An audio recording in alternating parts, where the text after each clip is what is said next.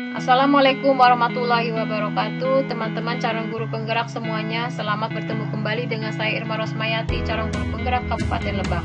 Pada kesempatan ini saya akan menyajikan aksi nyata dari visi yang sudah dirumuskan dan diwujudkan dengan pendekatan inquiry apresiatif melalui tahapan bagja di SMP Negeri 1 Maja.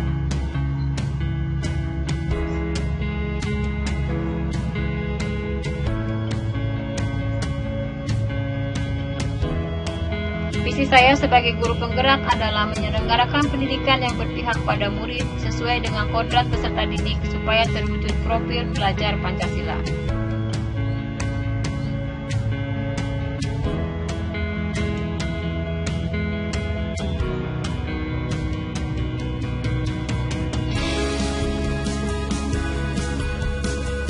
Tahapan baca yang pertama adalah buat pertanyaan, yaitu membuat pertanyaan utama yang akan menentukan arah investigasi. Kemudian menggalang atau membangun koalisi tim perubahan. Tahapan yang kedua adalah ambil pelajaran, yaitu menyusun pertanyaan lanjutan untuk menemukan kembali kekuatan, potensi, dan peluang lewat investigasi, serta menentukan bagaimana cara kita menggali fakta, memperoleh data, dan diskusi kelompok.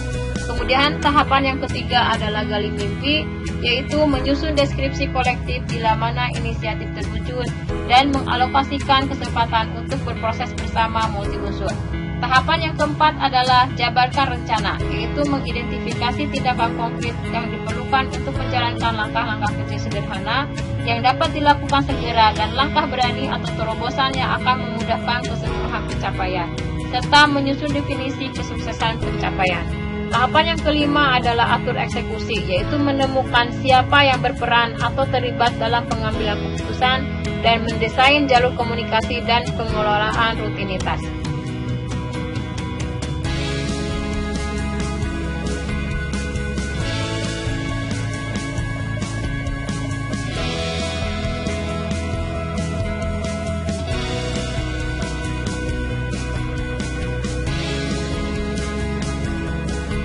Aksi nyata yang dilakukan dalam membentuk kelompok sains adalah yang pertama, yang membuat pertanyaan berapa jumlah peserta didik saya yang memiliki minat dalam bidang sains, kemudian apa yang harus saya lakukan untuk memfasilitasi peserta didik saya tersebut, dan bagaimana supaya minat peserta didik saya tersebut dapat menjadi suatu prestasi yang besar.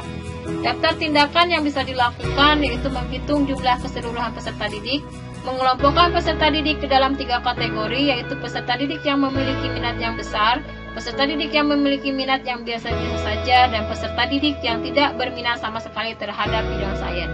Kemudian mencari referensi kegiatan apa saja yang bisa menyalurkan minat dari peserta didik yang memiliki minat yang besar terhadap sains, dan menginventarisir fasilitas sekolah yang dapat menunjang kegiatan, serta menentukan kegiatan yang dapat dilakukan.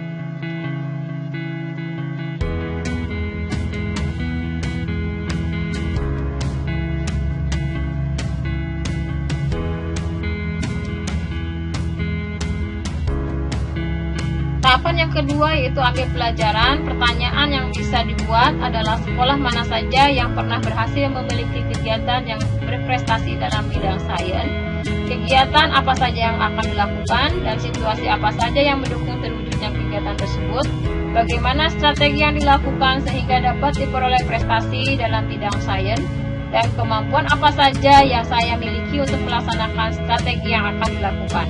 Tindakan yang bisa dilakukan adalah mencari profil sekolah yang sudah memiliki prestasi dalam bidang sains dan mencari tahu bagaimana sekolah tersebut menerapkan strategi yang dilakukan sehingga memperoleh prestasi.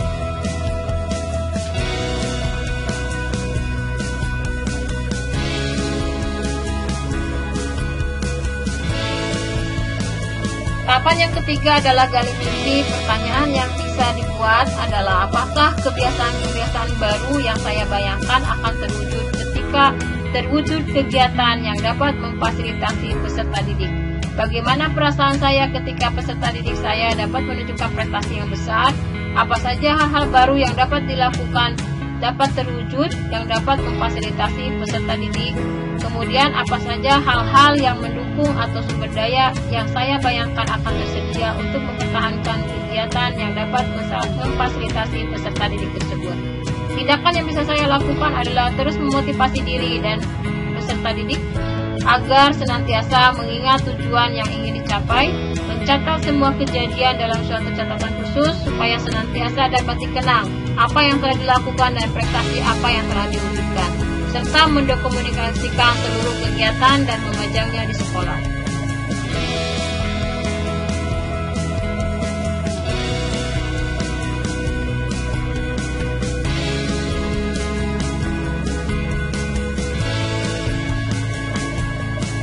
Tahapan yang keempat adalah jabarkan rencana. Pertanyaan yang bisa dibuat adalah berapa lama target untuk membentuk kegiatan yang dapat memfasilitasi peserta didik saya tersebut, apa tindakan-tindakan yang dapat mendukung terwujudnya prestasi peserta didik tersebut, kemudian bagaimana mengukur kemajuan dan melanjutkan langkah pencapaian prestasi peserta didik, bagaimana cara untuk saling menyemangati usaha bersama dalam mencapai prestasi, apa langkah paling sederhana atau langkah pertama yang dapat saya lakukan.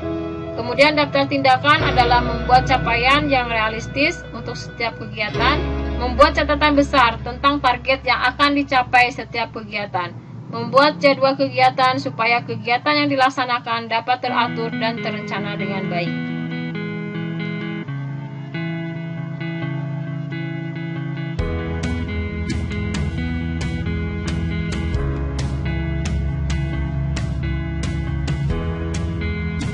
Kemudian tahapan terakhir adalah atur eksekusi. Pertanyaan yang bisa dibuat, siapa saja yang akan saya libatkan dalam mewujudkan rencana ini? Berperan sebagai apa? Kapan usaha membentuk kegiatan yang dapat memfasilitasi peserta didik saya tersebut? Siapa yang bisa mengarahkan dan memantau kegiatan yang dilakukan? Bagaimana rencana program yang akan dibuat? Serta siapa yang dapat memberikan dukungan penuh dalam membentuk kegiatan tersebut. Daftar tindakan yang bisa dilakukan adalah berkoordinasi dengan kepala sekolah tentang rencana kegiatan, melakukan sosialisasi kepada seluruh warga sekolah, berkolaborasi dengan guru mata pelajaran lain yang terhubung untuk melaksanakan kegiatan.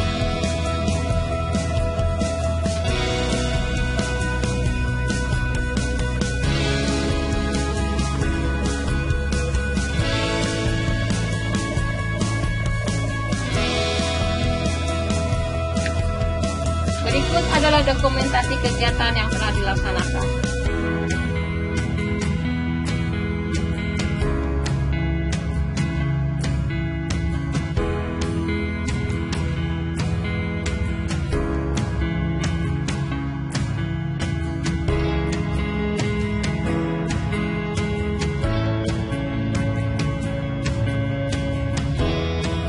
Demikian aksi nyata yang telah dilakukan dalam menjabarkan visi melalui pendekatan inquiry apresiatif dengan tahapan bagian.